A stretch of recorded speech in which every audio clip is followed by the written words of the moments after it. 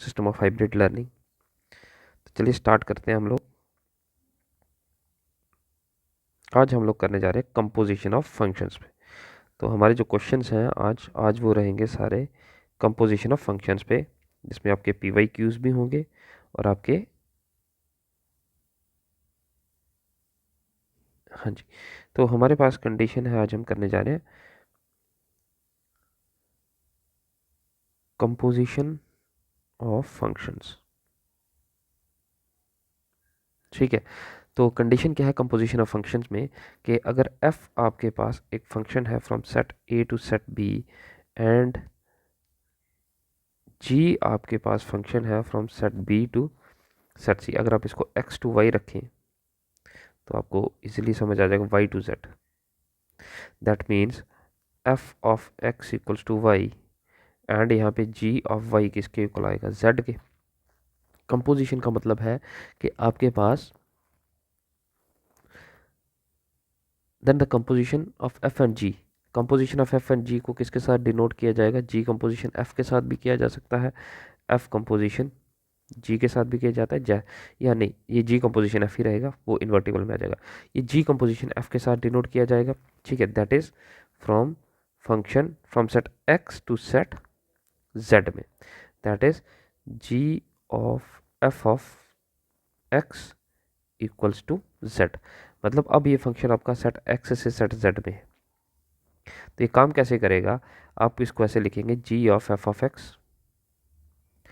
अब g of f of x किसके equal है बच्चे, f ऑफ x आपका है y के इक्वल, तो ये आ गया g ऑफ y। तो g ऑफ y किसके इक्वल है, g ऑफ y है आपके पास z से। तो g कंपोजिशन f जो है, ये फंक्शन कहाँ से कहाँ काम कर रहा है, set x to set z में। आप सेट x से डोमेन उठा रहे हो और इमेज आपको मिल रहा है सेट z में। ठीक है, तो ये दो अलग अलग फंक्शंस हैं जिनको आपने कंपोज करके एक फंक्शन बना लिया है, that is g composition f। उसके बाद आता है एक इन्वर्टिबल फंक्शन। टिपल फंक्शन मींस अगर f एक फंक्शन है from set x to set y and g एक फंक्शन है from y to set x। ठीक है, क्या है कि अगर एक फंक्शन है f from set x to set y, इस फंक्शन को is said to be invertible. इसको हम इन्वर्टिबल कब कहेंगे, invertible means inverse of function exist. इस फंक्शन का इन्वर्स एग्जिस्ट कर रहा है, तो वो किस तरह से होगा, g from y to x। Then हम लोग कह सकते हैं कि g is the inverse function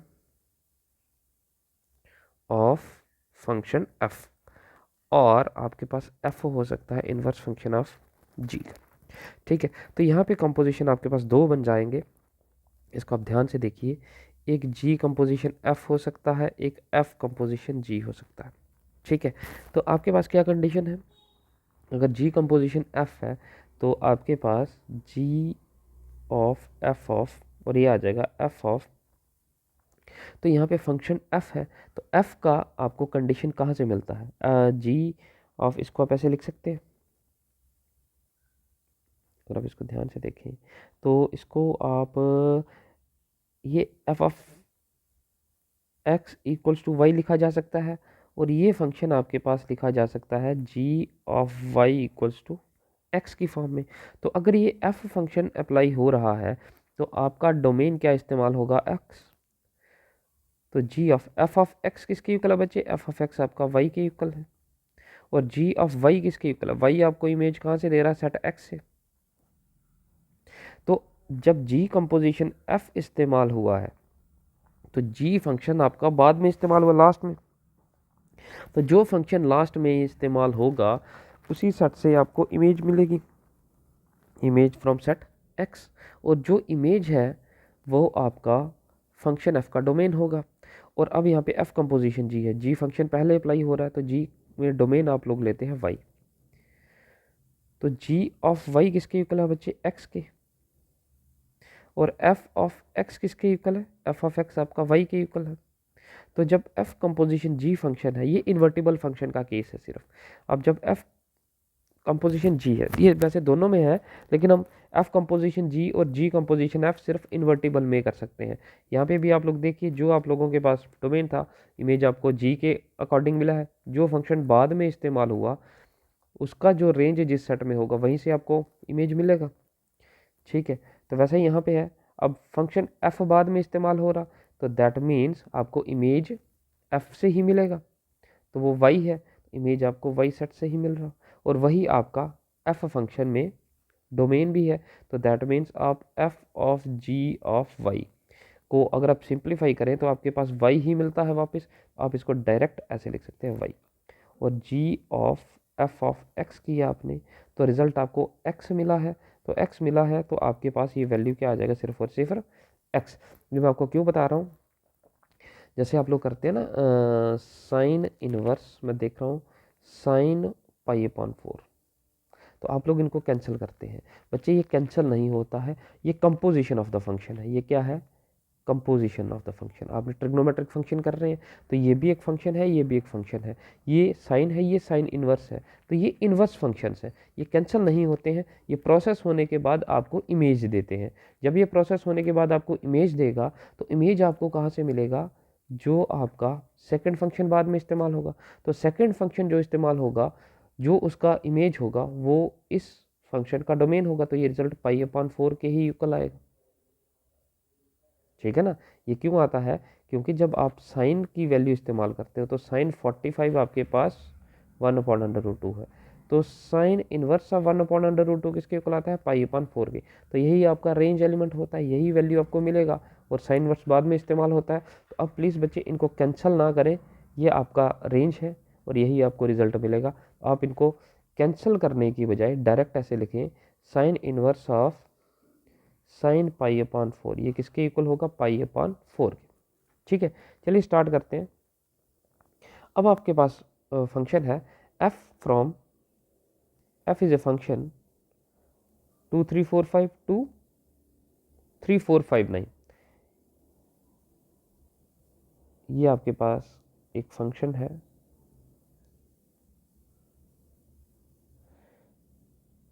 2 3 4 5 to 3 4 5 9, और जी आपके पास फंक्शन है, जी आपके पास फंक्शन है फ्रॉम 3 4 5 9, तो 3 4 5 9 यही है।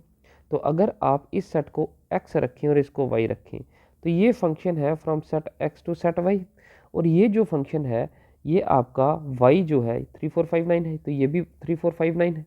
तो दैट मीन ये फंक्शन है आपके पास from set y to set z, तो ये 3 4 5 9 है, तो ये आ जाएगा 7 11 15। ठीक है, तो अब आपके पास लिखा गया है कि defined by f of 2 equals to 3, तो f of 2 equals to 3, f of 3 equals to 4, f of 4 equals to f of 5 equals to 5। 4 और 5 का एक ही इमेज है 5। उसके बाद जी कंपोजिशन, जी ऑफ 3 किसके इक्वल लिखा गया बच्चे, equals to g of 4 equals to 7, and g of 5 equals to g of 9 equals to 11, यही लिखा गया है। आपको बताना है हर एक एलिमेंट का जी कंपोजिशन एफ। तो जी कंपोजिशन एफ को आप देखेंगे तो एफ फंक्शन पहले इस्तेमाल हो रहा। अब एफ फंक्शन का डोमेन क्या है, 2 4 5 9, तो पहले आप 2 के लिए निकाल लेंगे, 2 और 3 4 5 है, तो फिर जी कंपोजिशन एफ 3, जी कंपोजिशन एफ 4 के लिए, एंड जी कंपोजिशन एफ 5 के लिए।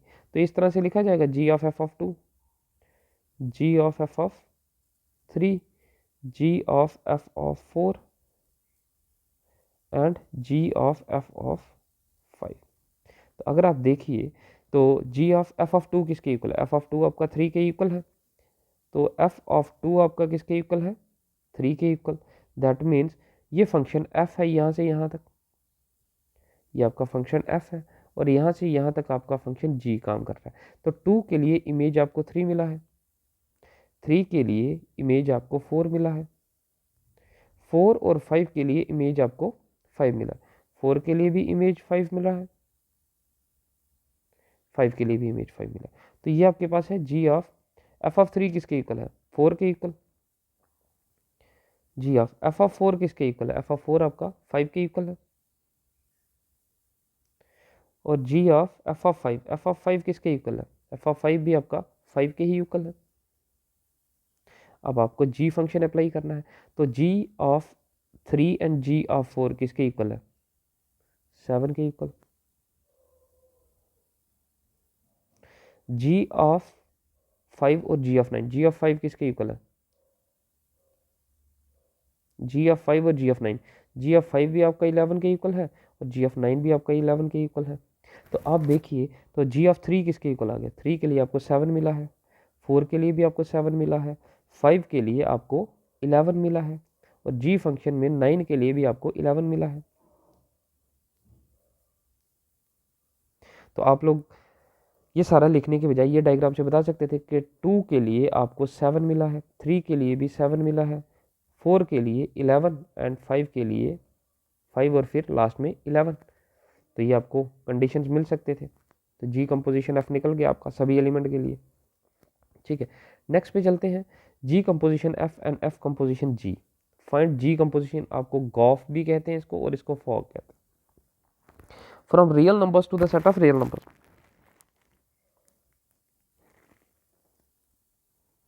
एंड जी भी आपके पास है real numbers to the set of real numbers. ठीक है, एफ ऑफ एक्स किसके इक्वल है, कॉज एक्स के, एंड जी ऑफ एक्स किसके इक्वल है, 3x स्क्वायर के। ठीक है, आपको बताना है कि f of g is not equals to g of f, fog is not equal to gof. तो पहले आप इसको, अगर एक्स एफ ऑफ एक्स है तो अप्लाई कर लीजिए, g of f of x, f of x किसके इक्वल है बच्चे, फंक्शन जब एफ अप्लाई हो रहा है तो रिजल्ट आपका कॉज एक्स के इक्वल है, लिख दिया। अब फंक्शन जी अप्लाई हो रहा है तो जी फंक्शन किसके इक्वल है, जी ऑफ एक्स किसके इक्वल है, 3x स्क्वायर के। तो यहाँ पर आपका x क्या है, ये कंप्लीट कॉज एक्स आपका x है, दैट मीन्स ये हो जाएगा, ये अगर x है तो x के पे क्या हो जाएगा, 3x स्क्वायर, तो 3 multiplied by cos x square. अब आपको फॉग करना है, तो फॉग के लिए आप एलिमेंट बना लीजिए पहले, g of f of g of x. तो पहले जब जी ऑफ एक्स अप्लाई होगा तो जी ऑफ एक्स किसके इक्वल है, जी ऑफ एक्स है आपके पास 3x स्क्वायर के इक्वल, एफ फंक्शन ही आ गया, जी ऑफ एक्स किसके इक्वल है, 3x स्क्वायर के। अब इस पूरे कंडीशन में आप 3x स्क्वायर को, 3x स्क्वायर को क्या कंसीडर करेंगे, x। तो एफ ऑफ एक्स किसके इक्वल है बच्चे, कॉज एक्स के, एफ ऑफ एक्स किसके इक्वल है, कॉज एक्स के। तो ये पूरा x है, दैट मीन्स ये आ गया कॉज, ये कॉज x है आपका। तो क्या ये दोनों कंडीशंस आपस में इक्वल हैं, फॉग और गॉफ। तो आप देखेंगे गॉफ आपके पास जो है वो 3 कॉज एक्स स्क्वायर है और फॉग क्या है, कॉज 3x स्क्वायर। तो that means gof is not equals to fog. ठीक है बच्चे, नेक्स्ट आ जाएगा, find find the number of all one one function from set 1 to itself. अब आपका ए सेट है, function from set a to itself, a function है 1 2 3 1 2 3। तो उसने बताया, पूछा कि कितने वन वन फंक्शन बन सकते हैं। तो आप केसेस समझ सकते हैं कि नंबर ऑफ केसेस बन सकते हैं, हमारे पास कितने केस बन सकते हैं। अगर मैं इसके 2-3 ऑप्शंस बना लूँ आपके पास, आपको वन वन बनाना है। अब वन वन में क्या एक कंडीशन है कि वन वन में अरेंजमेंट मैटर करता है, अरेंजमेंट मैटर करता है, क्योंकि अगर मैं इस तरह से कंडीशन बनाऊं तो 1 का इमेज 1 ही हो सकता है, 2 का इमेज 2 ही हो सकता है। एक कंडीशन ये बन सकती है, एक कंडीशन ये भी बन सकती है।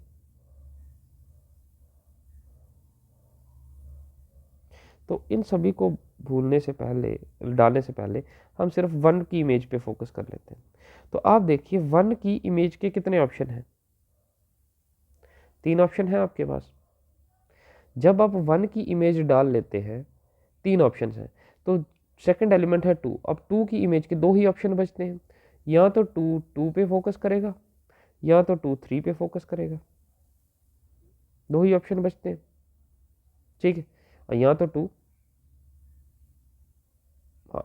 1 2 3, ठीक है, यही दो ऑप्शन बचते हैं। तो यहाँ फिर आप इसको यहाँ पे बना लीजिए, ठीक है, क्लियर है। तो दैट मीन्स कहने का मतलब है कि यहाँ पे परम्यूटेशन अप्लाई हो जाता है।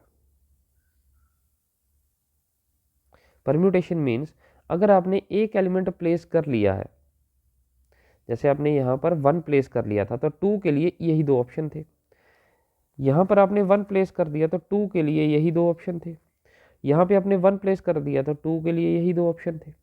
इन दो में से कोई एक एलिमेंट चूज किया जाएगा, या तो ये चूज किया जाएगा, इस केस में या तो 1 चूज कर सकता है या 3 चूज कर सकता है, उन्होंने 1 चूज कर लिया, इस केस में एक ही ऑप्शन चूज हो सकता है। अब 3 के लिए अब आपके पास एक ही ऑप्शन बचता है, ठीक है, दैट मीन्स परम्यूटेशन है। तो यहाँ पे आ जाएगा number of cases, total element 3 है तो आ जाएगा 3 फैक्टोरियल वेज। तो that means 3 × 2 × 1 is equals to 6 ways में आपके पास 1 1 फंक्शंस बन सकते हैं। ये 3 ही है, 3 और वेज बन सकते हैं, ठीक है, क्योंकि इस केस में अगर हमने 2 के साथ 2 लिया है तो इस केस में 2 के साथ 3 भी तो हो सकता है, 3 के साथ 2 भी तो हो सकता है। तो एक केस ये है, एक केस और बन गया। वैसे ही एक केस ये है तो इसके साथ एक केस ये बन सकता है कि 2 के साथ 1 लिया है तो 2 के साथ 3 भी हो सकता है और 3 के साथ 1 भी हो सकता है, एक केस इसके साथ हो जाएगा, ठीक है। नेक्स्ट आ जाएगा आपके पास, चलिए नेक्स्ट क्वेश्चन है आपके पास, function from real numbers to the set of real numbers. ये फंक्शन है आपके पास from real numbers to x belongs to set of real numbers such that x का कंडीशन क्या होगा, greater than -1 and less than 1। ये x का value होगा, x जो है आपका रेंज जो होगा, रेंज की कंडीशन ये होनी चाहिए, ठीक है। डिफाइंड बाई फंक्शन आपको दिया गया है, रेंज होना चाहिए बिटवीन -1 एंड 1 के बीच में, ठीक है। तो f ऑफ x आपके पास दिया गया है x/1 plus modulus of x, ठीक है। तो अब मॉडुलस फंक्शन के लिए f ऑफ x किसके इक्वल है, आपके पास है, अगर x less than equals to 0 होगा तो -x हो जाएगा, x ग्रेटर देन 0 होगा तो वैल्यू x ही रहेगा, ठीक है। दैट मीन्स ये फंक्शन आपके पास दो वैल्यूज बना जाता है, क्या बनाएगा, एक बनाएगा x प्लस 1 - x अगर x आपका लेस देन इक्वल्स टू 0 होगा, और दूसरा होगा 1 + x, क्योंकि मॉडुलस ऑफ x का तो वैल्यू सब्सटीट्यूट होगा, तो जब x लेस देन 0 है तो मॉडुलस ऑफ x -x के इक्वल होता है, तो ये कंडीशन नेगेटिव हो जाएगी, ठीक है। और जैसे ही x ग्रेटर देन 0 है तो वो सेम ही रहेगा, तो 1 + x आ जाएगा। अब आपको बताना है कि ये जो फंक्शन है इस 1 1 and onto function, show that this function is 1 1 and onto, ये 1 1 भी है और ऑन टू भी है। तो स्टार्ट करते हैं पहले 1 1 के लिए। अगर x आपका लेस देन 0 है, लेस देन 0 है तो आप लोग दो इमेजेस कंसीडर कर लीजिए कि दो इमेजेस आपस में इक्वल हैं।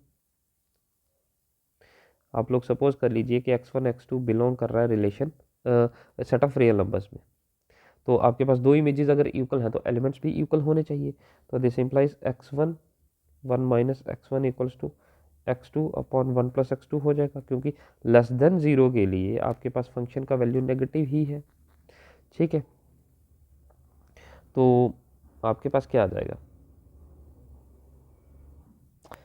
इसको आप सिंप्लीफाई कर लीजिए, ये क्रॉस मल्टीप्लाई हो जाएगा, x1 × 1 + x2 which is x2 × 1 - x1, तो ये हो जाएगा x1 + x1 x2 which is x2 - x1 x2, ठीक है। तो क्या आ जाएगा यहाँ पर, ये दोनों नेगेटिव हैं बच्चे, ये भी नेगेटिव है, ये भी नेगेटिव है, क्योंकि x लेस देन 0 है और ये दोनों आपके उसी सेट में है, तो ये दोनों कंडीशंस क्या, अगर आप इसको यहाँ पे कर लीजिए x1 and x2 less than 0, तो दोनों के लिए सेम कंडीशन आएगा, ठीक है। तो दैट मीन्स ये भी नेगेटिव होगा, तो अगर ये नेगेटिव है तो आपके पास ये वैल्यूज कैंसिल आउट हो जाएंगे, that means x1 equals to x2, that means element equal है। तो फंक्शन अब जो हमने लेस देन के लिए किया एज इट इज़ आप ग्रेटर देन के लिए भी कर सकते हो, तो सेम ही आएगा। तो फंक्शन आपका 1 1 तो है। अब रह गया ऑन टू की बारी। ऑन टू भी हम एक के लिए करें, लेस देन के लिए करेंगे या ग्रेटर देन के लिए एक के लिए कर देते हैं, दूसरा आप लोग एज इट इज कर सकते हो। ठीक है बच्चे, तो क्या है अगर x आपका, ये हम ग्रेटर देन के लिए कर लेते हैं, x आपका ग्रेटर देन इक्वल्स टू 0 है, तो y किसके इक्वल है, x upon 1 plus x. Onto के लिए आपको क्या प्रोड्यूस करना होता है कि f of x equals to y आना चाहिए। तो यहाँ से अगर आप इसको सिंप्लीफाई करें तो y multiplied by 1 plus x equals to x आ जाएगा। तो that is y plus x y equals to x. तो this implies x y minus, यहाँ पे इसको कर लीजिए y equals to x minus x y. तो x into 1 minus y equals to y. तो दिस इम्प्लाइज x हो जाएगा y अपॉन 1 माइनस वाई।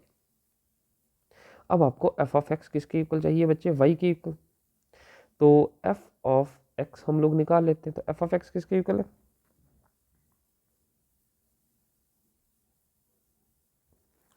अब जनरली f ऑफ x किसके इक्वल दिया गया आपको, x प्लस 1 अपॉन एक्स के। अब इस पूरी वैल्यू को अगर आप x कंसिडर करेंगे तो ये हो जाएगा आपके पास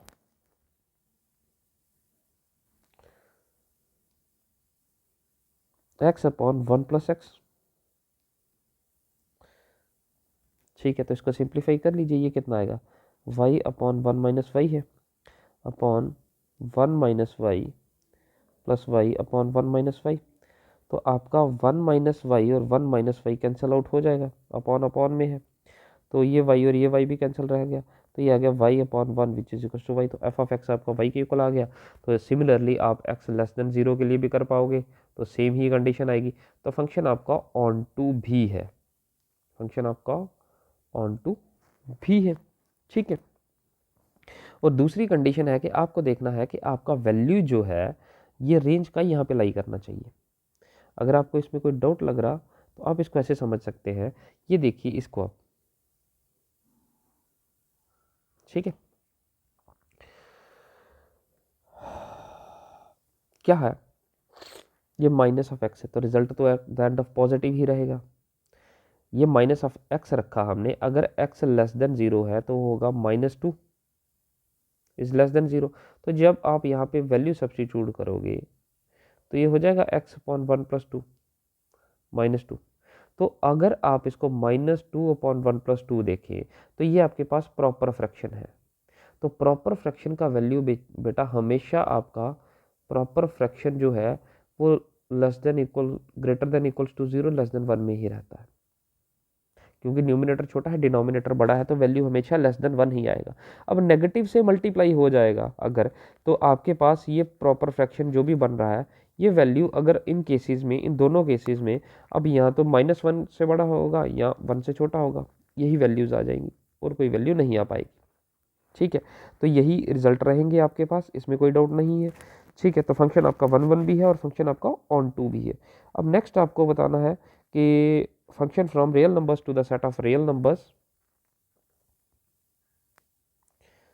सच that f of x equals to x cube. Injective means 1 1। ठीक है, तो 1 1 होना चाहिए। तो 1 1 के लिए आपके पास है कि अगर इमेजेस सेम है तो आप ले लीजिए x1 x2 belongs to set of real numbers. तो अगर इमेजेस सेम है तो आपके पास एलिमेंट भी सेम होने चाहिए। तो यह आ जाएगा x1 cube equals to x2 cube. अगर उन दोनों का क्यूब सेम है that means x1 equals to x2। अब अगर आप मोटी मोटी वैल्यूज ले लीजिए from real numbers to the set of real numbers, तो इन पे देखने का ज़रूरत है। हम मोटी मोटी वैल्यूज ले लेते हैं 0 1 2 3 -1 -2 -3, इस तरह से। यह आ जाएगा 0 1 2 3 4 5 6 7 8 9 -1 -2 -3 -4 -5 -6 -7 -8। ठीक है, ये वैल्यूज ले लेते हैं हम लोग, तो क्या आ जाएगा बच्चे, x आप लेंगे तो रिजल्ट x क्यूब होगा। तो 0 का क्यूब 0, -1 का क्यूब -1, 1 का क्यूब 1, 2 का क्यूब 8, -2 का क्यूब -8, 3 का क्यूब यहाँ 27 हो जाएगा, यहाँ -3 का क्यूब -27 हो जाएगा। तो डिफरेंट एलिमेंट्स हैं,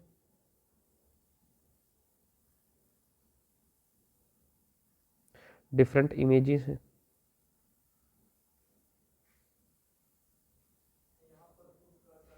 डिफरेंट एलिमेंट्स हैं, डिफरेंट इमेजेस हैं, तो आपके पास फंक्शन आपका इंजेक्टिव है, मीन्स 1 1 है। ठीक है बच्चे, नेक्स्ट पे आ जाते हैं। आपको बताना है 1 2 3 the number of equivalence relation containing 1 2 कितने हो सकते ओके, तो कितने इक्विवेलेंस रिलेशन हमारे पास बन सकते हैं। तो अगर ए सेट आपके पास, कहाँ गया, ए सेट आपके पास 1 2 3 है, तो इक्विवेलेंस रिलेशन बनाने से पहले तो कितने इक्विवेलेंस रिलेशन बन सकते हैं हमारे पास। अगर ए आपके पास 1 2 3 है तो कितने इक्विवेलेंस रिलेशन बन सकते हैं। इक्विवेलेंस रिलेशन बनाने से पहले आपको कार्टेशियन प्रोडक्ट भी चाहिए, तो आपके पास ऑर्डर पेयर बन जाएगा 1 2 3 क्रॉस 1 2 3। तो ऑर्डर पेयर क्या बन जाएगा, 1 1 1 2 1 3 2 1 2 2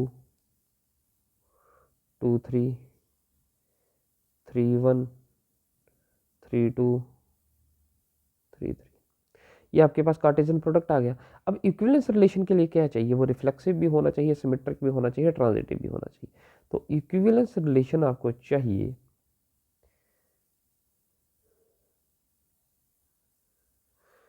R1 पहले हम बना लेते हैं।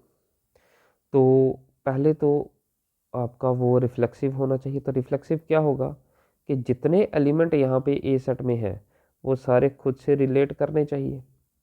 तो ये तो हमें डालने पड़ेंगे क्योंकि 3 एलिमेंट है, तो ये तीनों डालने पड़ेंगे।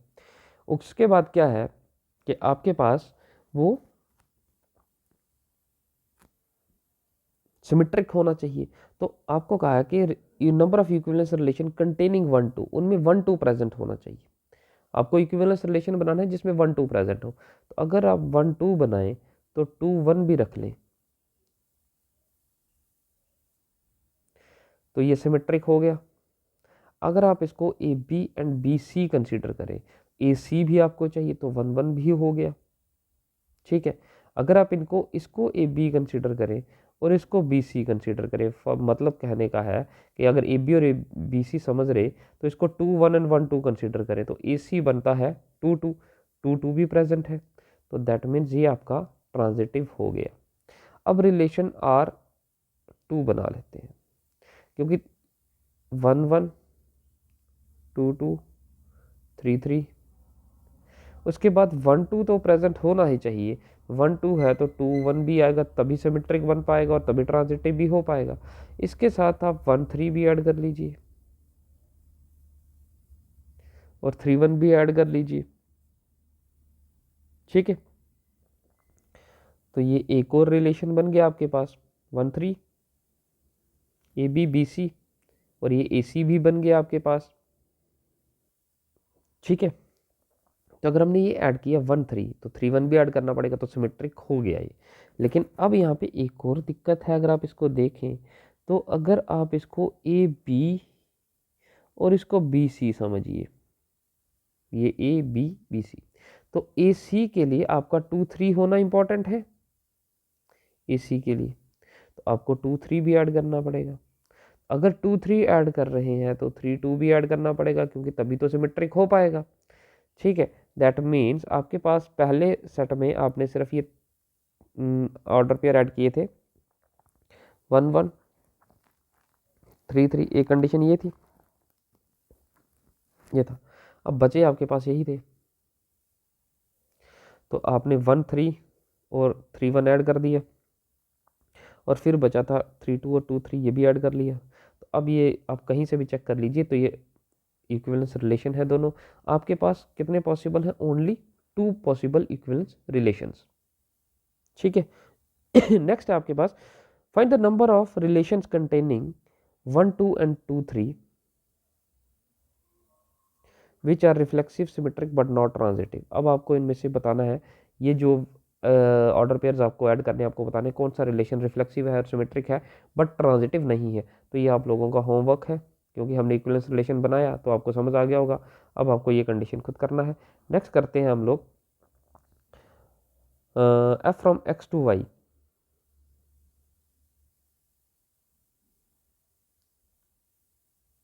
B a function define a relation in R given by, relation R आपके पास दिया गया है a b such that f of a equals to f of B.